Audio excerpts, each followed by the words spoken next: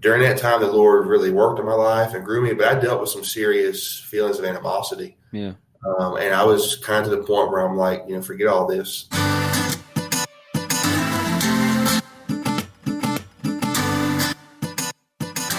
Before we get started today, I wanted to say thank you to all of those who have donated to this channel. If you don't know, down below you can click the donate button to support the channel, and you can give a one-time or you can give monthly. If you're on Facebook, look up Faith and Failures. It's just like the podcast, and actually some of the podcast episodes are coming from people in this group. Right now, there are over 400 people in this group. We're talking about real topics, answering and asking the hard questions. And that's the vision that I have for this podcast. The search for truth should not be something that you have to seek out alone. We're all in this together. We need to bring down the denominational divide and search for truth together. And right now, if you go to faithandfailures.com, you can see weekly blogs, every episode that I put out every week, and every Tuesday we have just started putting out the video of every episode. So check us out on YouTube at Faith and Failures. All right, let's get started. Today with me I have Jordan Tew, T-E-W. You can also find him on Facebook. That's actually how we met. So kind of tell us a little bit about yourself and how you got started in ministry. Well, I grew up in a Christian home. Both my parents are believers, and early on in their marriage and raising kids, which I was the first of their three kids, mom was pretty dedicated. Dad was still kind of coming around, and they surrendered to the Lord. I wound up coming to Christ at a young age, just growing up in a Christian home. So I was very blessed by the Lord to have that opportunity. I know a lot of people don't have their parents to encourage them and to raise them with the Bible right there and to sit with them in church and those kinds of things. And so I was saved at a young age and was baptized at around 8 years old, and then stayed pretty faithful in church. We had to move a little bit between Louisiana and Texas, and so things like that kind of disrupted the routine. But when I was 14, I sensed the Lord calling me to ministry. Wasn't sure what that would look like. I mean, I toyed with all kinds of thoughts about, what am I called to? I thought about maybe I could be in like a Christian rock band. That would be so cool. Yeah. That was during like the time when like Christian emo and stuff was just really taking off. So I was like, man, I could be like the drummer for Demon Hunter or the keyboard player for Thunder Road. You know, I went through like my crazy little grow out your hair and wear black stage. And my parents didn't let me do everything I wanted to do because I would have had like, big regrets about how dorky I would have looked. But still stayed involved with church. And then I got an opportunity to preach one day. My pastor had to be out, and he said, "Hey, Jordan, you're a young guy and you've surrendered to ministry, and I'm going to be gone this Sunday night. Do you want to handle the church service?" I was like 16. And I said, I guess. I mean, why not? If God's called me to do something, then I'll take advantage of whatever opportunities he gives me. And so I preached the first sermon, and it went pretty well. Like, I wasn't too terrified of it, and people seemed to respond well to it. They listened. The older folks had all these compliments afterwards. Oh, you did so good, and the little ladies after church, they come and pinch your cheek. You did such a good job, and we knew you could do it, and that sounds really cool. But it can be the breeding ground for a lot of pride if you're not careful. Yeah. Because I got called at age 14. By age 16, I knew I was supposed to be preaching. By age 18, I was in college. I went to Jacksonville College here in Jacksonville, Texas, to come and study religion. And I started to get really tempted by the idea of being somebody. It's very alluring. I mean, everyone depends on you. They look to you. I mean, it's a pretty, I guess, can be a downfall and pedestal type deal. And church people like feed on it. Like they love lifting somebody up and looking at them. And I can understand how that would be a big pitfall for sure. Yeah. And usually you have the best intentions, I want to do something great for God. And that was my mentality. So kind of from that young age, moving into college, I didn't think necessarily, or I didn't believe that I thought it was awesome, or I'm going to just take the world by storm. I'm going to be the next Billy Graham, or whoever your favorite preacher is, and I'm going to see thousands of people be saved. And I just kind of wanted to do that, and it turned into thinking, well, I'm kind of like the next thing, and it's so stupid, but yeah. I went to seminary in Jacksonville. Not a lot of people know about it, but there's BMA Seminary in Jacksonville, Texas. It's a small school, but like fully accredited, good stuff. And I started learning under some men of God, just good, faithful pastors, men who took time to sit down with the Bible and me and share wisdom and guidance. And it started to really have an impact on my life. I started to realize that ministry was not about me. And I never wanted it to be, but it's real sneaky like that.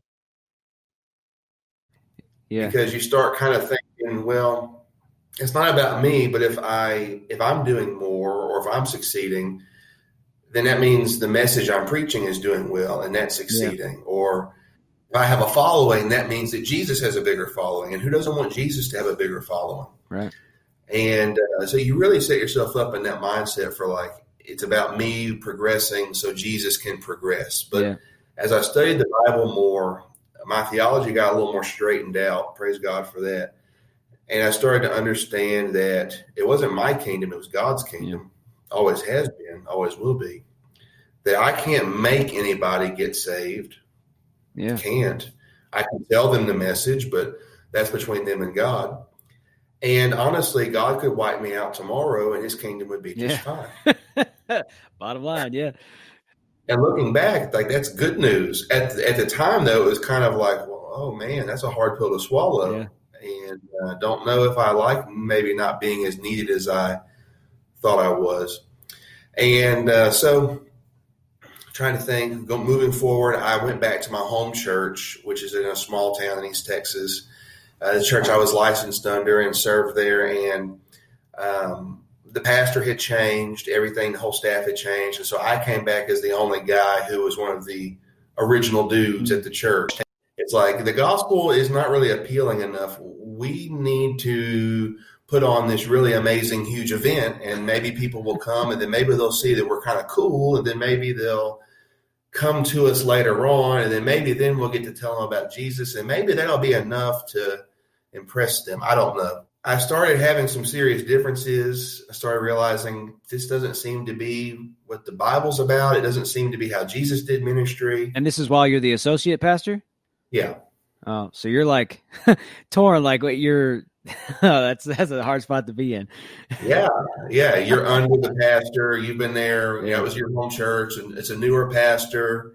He does things one way. The church is going one way, and you've always done things that way. But now you're like, something seems kind of fishy. I don't get it. Like, the important things weren't preaching, teaching, sound doctrine, discipleship, evangelism. It was like, how many people did we get to come to this event or that event? And that led to a bit of an identity crisis for me, because ministry had always been about how big. It had always been about what's your reach, and it's something that I can't blame on anybody else. We can't take our sin or our pride and say, well, I'm a victim because someone put that on me. Yeah, it comes from within us, but I think there is such a culture today among ministry leaders and authors and conference speakers of this celebrity mindset. Like, oh man, it's going to be a great conference because this guy's going to be there. Or, oh, it's going to be a great youth conference because this speaker or this CEO or this guy or this author. And what about the normal guy? You know what I mean? Yeah. Like the guy who we all really all are. Then I've never seen a conference where they take someone from a small church who has poured into people's lives for years and years and years, and they never ask that guy to come and speak. It's always somebody who has a mega church or who likes million copies sold. Like they're probably doing the same thing. Just because they don't have the numbers doesn't mean that's the highest quality of church. Exactly. Yeah. That leads us to ask, what makes a high quality church? Well, I think it's simple. The Bible. Yeah. Are you preaching and teaching God's word to his people? Are you, baptizing and taking the Lord's Supper as the scriptures teach us to do? Are you worshiping God? Are you, reaching people with the gospel? Are you training believers? And besides that, what else is it supposed to be about? So I don't know, but that led to this identity crisis. Like I was saying, it's like, man, what do I do? And who am I? And then what do I believe about all this stuff? Yeah. And that whole falling out led to this really weird season in my life where I was like, I'm going to run away from God because ministry is stupid and the church is stupid. And it was bad. Like, it really hurt my family. And there was just a lot of tension, a lot of mistruths communicated. I wound up getting fired from the church. I guess I hadn't mentioned that yet. Oh. Just crazy stuff. Because you were thinking different than what the pastor was trying to do, or thinking differently, trying to move in a different direction, and then being told kind of like, hush, hush, what we say in meetings doesn't need to be. And I'm not about that life. Like, if you are going to be hush, hush and kind of do things behind the back door, I'm like, no, that's not cool. Yeah. You shouldn't be having that going on. So all that stuff just led to me basically being fired, and which is fine, whatever. The Lord used that. So I came back to Jacksonville, back to the seminary, and decided that was the Lord's way of saying, go to school longer, because we had no place to live. Me and my wife had just moved to the town where I was serving.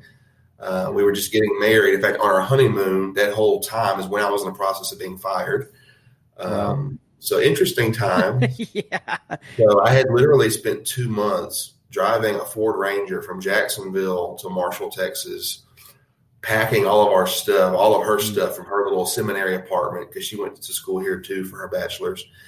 And I was like, okay, I'm just going to pack up your stuff a little bit at a time, and then we'll move in our duplex together and serve in this church. And then the week after we're married, we're bringing it all back. Yeah. And it's like, we're back in school, and, it's crazy. Like, she didn't have a job. She had just quit.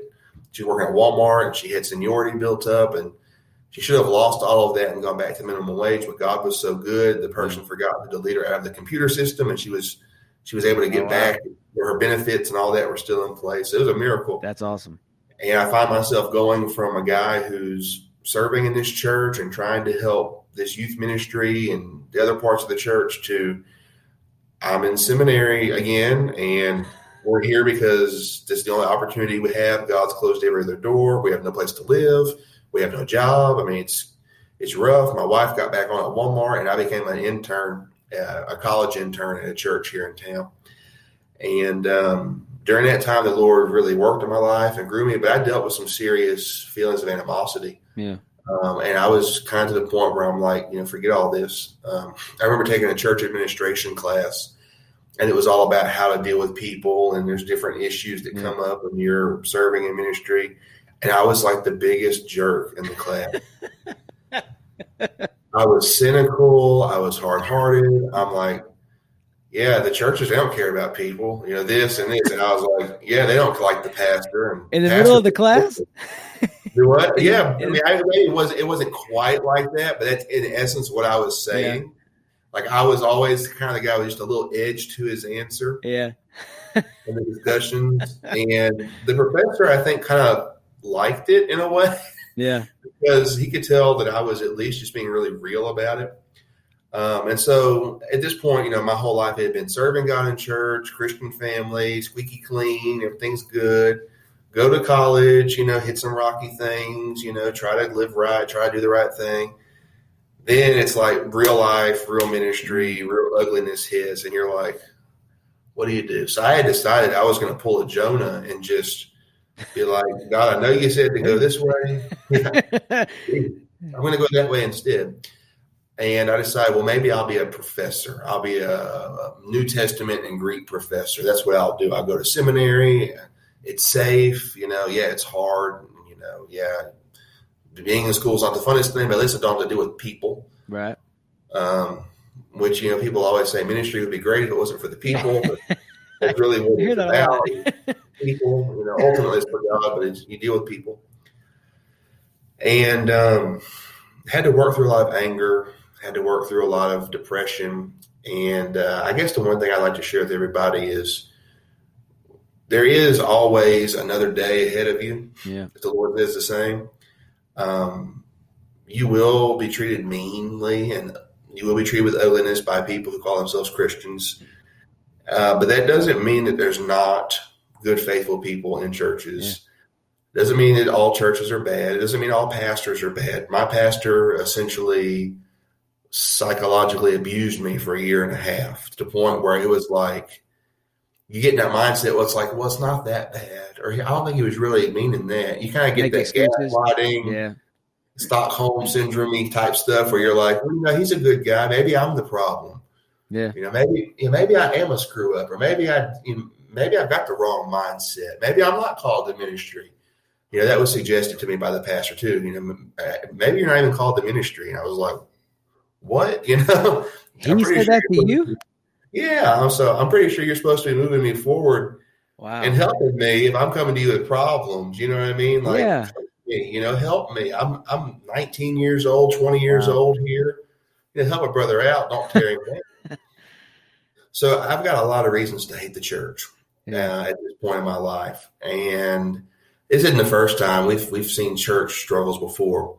So we get to Jacksonville and I'm serving at this church. And then about a year into it, there's a huge church split.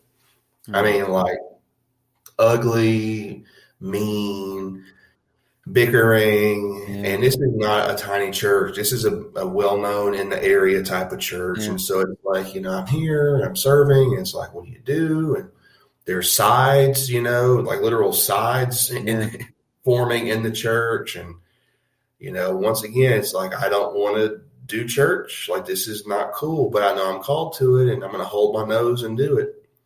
Well, things don't end well. And there's two churches out of that one church now. And then God suddenly opens the door for us to go to Dallas. So I start pastoring. So I had literally gone from crazy church, pastoring. And in my first year of pastoring, now you serve as pastor, is that right? Yes, we just took a church as associate pastor, and we're the worship leaders over in Longview. Okay, I was born in Longview. My parents live in Longview. Oh, really? Yeah, you were saying Jacksonville, and I had no clue. We live in Flint. Oh, sweet. Okay, yeah. Yeah, we're right over here on Lake Palestine, and we go down the road. I go through Jacksonville all the time, doing jobs in Lufkin because I'm also a real estate photographer, and I do jobs in Lufkin and Nacogdoches down there. So I go through Jacksonville all the time, at least once a week. Cool. So the neighbors then. Yeah. Okay. Yeah, my parents live off of Alpine in Longview. So the church we went to, the same type of situations you were talking about. It was a huge church and it split. The church over there had 1,000 people in congregation, and they split again. People, the ministers that were over the church were all about this and about the numbers instead of serving the people. And so the lead pastor over there now, he used to go to our church that was in White House. He asked if we wanted to come over there, that they viewed it as a church plant starting over. Now, some of the people are still left over, but the good ones, the rest of them have went somewhere else. And so we've been over there for, I think July 12th is when our first Sunday there. Okay, awesome. So yeah, that's good to hear. Yeah, I find a lot of times the Lord takes those ugly splits and he can bring a lot of good out of it, but it hurts. It really does hurt. Like chaff in the wind. Yeah, oh man, absolutely. So I find myself pastoring, and when you get to a church, especially if you're in a new place, you kind of find the guy who can be your guy to hold on to. Like, show me how this place works. Help me figure out who these people are. And so there's usually a guy or a couple who will step up and be that bridge for you, kind of help welcome you in. And so I'm 24 years old at this time, and I'm going pastor. I'm moving out to the city. I've generally always lived in East Texas, so it's like a huge culture shock. And I'm there for 3 months, and he looks me in the eye and says, I'm terminal. Wow. I've got pulmonary fibrosis, and I'm not going to live much longer. Man. And I was like completely demolished. I was, this was like my guy who was my right-hand man. He was our music minister. He was a faithful deacon at the church. He would just coach me along, help me know what to do, because I didn't have any clue what I was doing. Yeah. I mean, I'm sitting there, 24, 25, and I'm like, I know from seminary what I'm supposed to do. I'm supposed to preach and teach and love the people and share the gospel. And those are the fundamental things Right. you have to do. I mean, biblically they're there, but the everyday people to people stuff, Yeah. you just have to learn that as you go. And so I started having those moments where I'm like, okay, man, this is pretty bad. And so I have some freak out moments. And the Lord eventually calls him home after a pretty lengthy battle with lung transplants and all kinds of things like that. So I just kind of pick it up and keep carrying on. And the church was a real small church. And I'll say this, awesome church. I mean, fantastic people. I will forever be grateful for the people at that church. The sweetest people, the most loving. They want to serve God. And so anything that I'm going to share that sounds like bad news, it's nothing to do with the church. It's just life. Yeah. You know what I mean? Just normal everyday things only God knows about and can control. And so we lose that man and miss him to this day. Well, a few months after, rather, I'm trying to get my timeline together. I start getting close to another man in the church who is a deacon. His son is my age. He's been at the church his whole life, and he promises to kind of just support me, lift me up, be the guy to kind of just, help with things, someone that you can call on and pray with. And, pastors are lonely. Oh, yeah. I mean, who are you going to talk to? Nobody wants to be your friend. Yeah. I mean, nobody wants to hear you cut a joke. Yeah. And my dad was a pastor my entire life. And it just to be in that house and you see that, they can't really call on people who they're supposed to tell their problems to. They can't, because then people talk. They do, especially church people. They love to talk. And you can't confide in someone like you want to. And so it becomes a very lonely road that can lead down a dark path if you're not careful. That's exactly right. And, I'm convinced we're never really supposed to be alone, but the way so many churches are set up, you have like the pastor and like he's the pastor. Yeah. And I'm really convinced like it's more conducive to just a good situation if you have a group of guys. It can't always work that way. Not all churches are big enough to have a plurality or a group of ministers working together. But, when you can do that, that certainly is nice.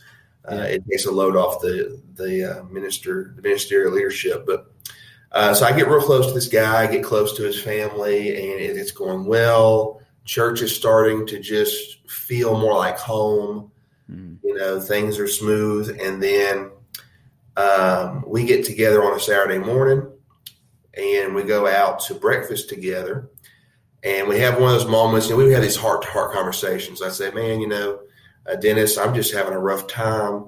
I feel like the Lord's not doing anything. And I wonder if I'm just done here or just pray for us or, man, I haven't baptized anybody in a year. It's just killing me, and I don't get it. We preach and we go reach out to apartment complexes and doing all we can to share the gospel, and there's no fruit. And so we have a good breakfast, a good chat on a Saturday morning. And we go back and we visit somebody. We have an older couple in the church who's like in their late 70s. And we go visit them. They're disabled. And get home and we sit in the parking lot for a while because we live at the church at this time. There's a parsonage next door to the church building. Yeah. Kind of the old school setup, which was really cool. Real convenient for us. I never had to battle traffic getting to church, whirls at the most. So that was cool. But so we spent about 30 minutes in his car talking, and he says, "Hey man, I love you." I said, "Love you too, man. I'll see you tomorrow at church." Go to bed that night, and I wake up at 4 a.m. with the news that he and his wife had died. Both. They were in a tragic accident. Oh no! And I was just blown away. I mean, to this day, this was just back in September, so almost a year now. Just like blown away, like what's going on? How could this happen? There's no way this could happen. And I don't know if you can tell through like this video, but I'm kind of an introvert by nature. Like the biggest knock that's all people have always had against me in ministry is like, you're a little too quiet. You don't visit enough. You're not out there enough. And like, I am, but you have to know me really well and be comfortable. Like, Yeah. Because I'm just not that guy. I'm not going to walk into a room and be the guy. I'm like, I'll walk in the room and hang out with you in the corner, but like, that's just the way I'm built. Yeah. And so I find myself in the middle of, just everything. And there they are, and they're our best friends, and they're not here anymore, but their kids are here, and their grandmother was there as his church still, or his mother, and it was just a huge thing. So I find myself like lost again, like we've lost our people, and everything's swirling. And I had been over the course of a year wondering, God, are you done with me or not? And it just comes a point in time where you wonder, have I done what I was called to do at this church? Have I run my race? And I guess what I want to say is that God is faithful always, even when things at their very worst. Yeah. When you are in the literal valley of the shadow of death, God is really, really good. He can't be anything but good. He's always faithful. He's always there. He's always dependable. And God never left me during that time of like immense tragedy and fear and despair.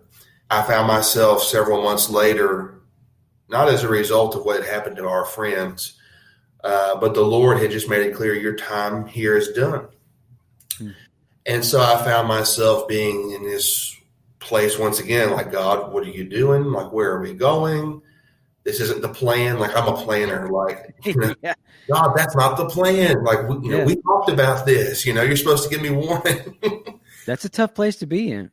Oh, it's the hardest, not knowing what you're doing. And I've got a wife and I've got a little girl, and it's like, where are we going to go now? So I wind up talking to some churches who are looking for pastors, seeking God's will. I tell them, I said, listen, we're seeking the Lord's will. We noticed that you have an ad out, so to speak. That's not a good way to put it, but you've put the vibe out that you're looking for a pastor, basically. Yeah.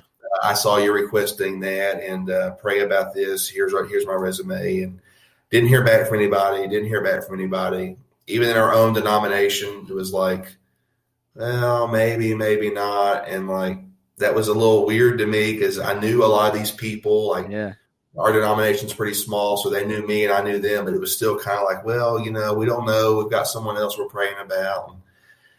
And then it comes back to pride. It's like, why wouldn't you want me? Which is so bad. Yeah. It's like, I know you. I went to school with your grandkids. Like, it's me, guys. We're friends. And that doesn't work out. Well, I had been working on the side, even when I was pastoring full time with the Baptist Publishing House here in Jacksonville. I drive down like once a month, once every other week, and kind of log some office hours, do website maintenance, talk to people with customer service things, stuff like that. Well, it started to grow. The workload here started to grow, and I was offered a full-time position to be the assistant to the director, which basically means you do everything that the director can't because he's too busy doing so many other things that you just kind of do it all. Yeah. And the director of our publishing house is also the president of our seminary at the time as an interim basis. So he can't take on anything else. So it's really a full-time type of thing. And my favorite movie in like all the world, it's got to be a tie between Rudy and Tombstone. Yeah. I love, Wyatt Earp and all that. And there's this moment in the movie where I remember Doc Holliday says, you might be an angel, but you might be the devil. He tells that to one of his girlfriend or something. Yeah. He's like, darling, you might be an angel or you might be the devil. And I'm just like, that's such a good line. Yeah. And so I finally got my opportunity to use that line, which I was really stoked about. Because I looked. Finally. Yeah. I can die in peace now. I got to use the Tombstone quote appropriately in everyday conversation. But I look the director in the eye and I say, you might be an angel or you might be the devil. I said, because I don't know what God's calling me to do right now. Either you're pulling me away from ministry or the Lord's using you to bring me into my next area of ministry. He says, Okay, then. I don't think he was as impressed with my quote as I was. That's And usually how it so, goes. yeah, I was like, yeah, oh, no, just fell flat. That's the kind of story of my life. But and so I'm driving back from Jacksonville to Dallas as I'm still pastoring. And this is after our friends had passed away. This is the end of my time at the church when we're really searching, Lord, what should we do? And there had been a little interest from a church here and there, but nothing really concrete. Yeah. And I go home, and my brother's living with us at the time. He's a missionary to Southeast Asia. He's on furlough, so he's staying with us at home. And he's like, Jordan, he's like, what do you want to do? And I was like, what do you mean? He's like, it's pretty typical that God will really give you a desire to do what he wants you to do. He's like, what are your giftings? What is it that God wants you to do? And I'm thinking, pastor. Like, that's all I can think about, because since I was 14 or 16, rather, you're going to be a preacher. You're going to be a pastor. The sweet old ladies pinched your cheeks and said you were doing good. Yeah. You got invited to preach in a college chapel. You got invited to preach at different churches. You've been all over East Texas, and people have said you're a good preacher. You can, come back anytime you want to. And went to seminary and got a bachelor's degree and a master's degree and focused on classes that would make me a better preacher. And I did it in college ministry and youth ministry and as a pastor for 6 years, and preaching was my thing. I went to expository preaching workshops and taught by Steve Lawson, and those were my things. Like, I'm going to be the preacher. I'm going to do everything I can to be the preacher. And then I find myself in a place where I can't pastor anymore because God's calling me out of it, which is the ultimate, what's going on? Like, Yeah. we've had a lot of that over the years, but now it's like, okay, what's going on in my life? And suddenly everything I thought I was supposed to be doing for God didn't fit anymore. And so it's kind of like having a midlife crisis at age 30. Because at this point, I'm 30. I'm 31 now. This is back, before coronavirus really got us. Yeah. And so I was still 30 back in April, So it becomes really clear to me that my ministry has changed to become a ministry of helping churches, helping missionaries, helping people worldwide get Bible study material. It went from preaching every Sunday to teaching Sunday school via video to churches who can't have Sunday school yet because of the quarantine. I could not have seen that coming. Yeah. But God could. Yeah. It went from making sure my church website looked somewhat decent to making sure people could order Sunday school books through our online store, which was like, in my opinion, like, that's not ministry. That's just whatever. No, it's ministry, because when you have churches who can't have books, who need books, that suddenly became important to me. And so everything in my life just got flipped, turned right upside down. Like, Fresh Prince would say, everything was just suddenly upside down. We're back in our college town. I live a stone's throw from the apartment here that I lived at when we were newlyweds, just down the hill or up the hill from where I lived as a junior in college, getting my bachelor's degree here. My little girl goes to the little Christian school at the church I served on staff at when it was splitting. I mean, it's like the deja vu. Everything's weird, It's something only God could have done. Yeah. And I guess if I had to wrap this whole life story, and there's a lot of parts I've missed, throw in all kinds of little bumps along the road, that God's never left me. That I was a guy who apparently you could look at my life and say, well, he's got the perfect situation, Christian home, grew up in church, was a WANA Bible quiz champion, went to school and to be a preacher, did all that cool stuff. He should be a guy who never has to go through any difficulties. And yet I've been through difficulty after difficulty. And some of them I've made, and some of them I could never have seen coming. I've fallen into sin.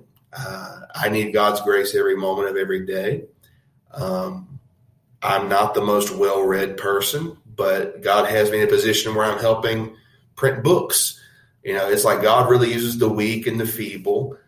And no matter what you go through, he's always with you. He always loves you and sustains you. And being saved by his grace, he takes care of his own. And that's all I can say at the end of the day, is that I've been through hell, but God's been with me. I think the thing I would say is that God is perfect and you're not. You can really blow it, but God will never blow it. And that I firmly believe in the sovereignty of God. Okay. Like I'm one of those guys, like I love it. It's all God. It's not me. God's in control. God has an eternal plan. Like I'm totally cool with all that. If God didn't have an eternal plan, I couldn't sleep at night. You're going to wind up doing what God wants you to do, but you can do it the easy way or the hard way, like Mom used to say. Yeah. I mean, I think Jonah is a great case study there. Jonah, go to Nineveh. No, God, I'm going to go to Tarshish. No, you're going to go to Nineveh, but you're going to smell like fish. Because you're going to get there regardless, whether the easy way or the hard way. And you're going to pout about it and wish to die, and people are going to forget about you because the book of Jonah ends with Jonah pouting, and that's it. For me, I don't know. I can't look back and say, well, I shouldn't have done that or I should have done that. I just know that today I'm doing what God has for me today. And, some of that could be God redeeming my screw ups, if I could just be real. Or some of that could be God said, you're going through some training ground and you're going to go through some difficult times. And, you didn't do anything wrong, son. This is what you have to go through to be made more like Christ. Yeah. Only God knows, but I know he still loves me and he's with me. It's great that he's always faithful no matter, and he can see the big picture. That's one thing in my life, because I can get so distracted, you know what I mean? And see things for the way that I want to see them or the way that I think they're supposed to go. Mm-hmm. And God has reshaped my faithfulness by just following one step at a time of where he leads me. Because if I knew anything beyond what I can see, I would try to control the narrative of it, because I would want to go it the way that I, would see as being successful. Or we go back to the numbers game at a church very easily. And it's very important to remember that it's not numbers. It's all about quality, not quantity. That's right. Yeah, so, Jesus' church only had 12 members. Yeah, and he picked 3 of them to get close with. He picked 3 guys himself, which is very important. And anytime the crowd got big, he thinned it out. Yeah. You think about that. Yeah. Everybody starts following him for some free bread and stuff. And he says, listen, unless you eat my flesh and drink my blood, you can have no part of me. Whoa, this guy's weird. Yeah, it's a little too heavy. And the disciples even said, this is a hard teaching. Who can understand it? Yeah, it's a hard teaching.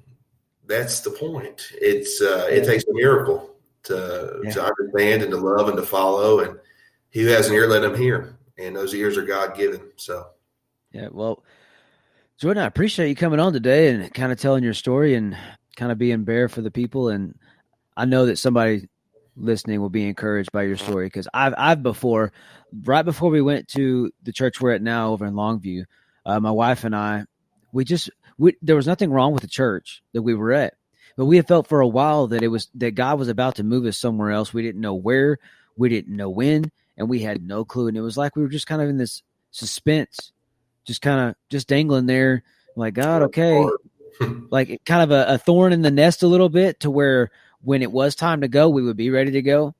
Mm-hmm. And so it was, I sympathize, what all the thighs, because that was us for maybe about a year. And then God opened this door, and both of us just knew that was where God wanted us to go. I feel sometimes that field of waiting is God preparing us for the next season. Absolutely. After the Apostle Paul was converted miraculously on the road to Damascus, he said, I didn't go immediately and start ministry. He spent 3 years out in the desert. Really? And I'm always amazed that, Paul had his time, his 3 years out in the desert. Around seminary, I always joke and say he went and got his MDiv. He went and had his 3-year master's degree out there in the desert with just him and God. But I think there's something to be said about waiting around in the desert as God prepares you for the next move. And so the desert's not fun, but it's a place where a lot of growth happens. Absolutely. Well, thanks for coming on. Once again, you can find us at faithandfailures.com. We put out every episode, weekly blogs, and you can check out our Facebook, Faith and Failures, and our page at Faith and Failures. All right, we'll see you next week.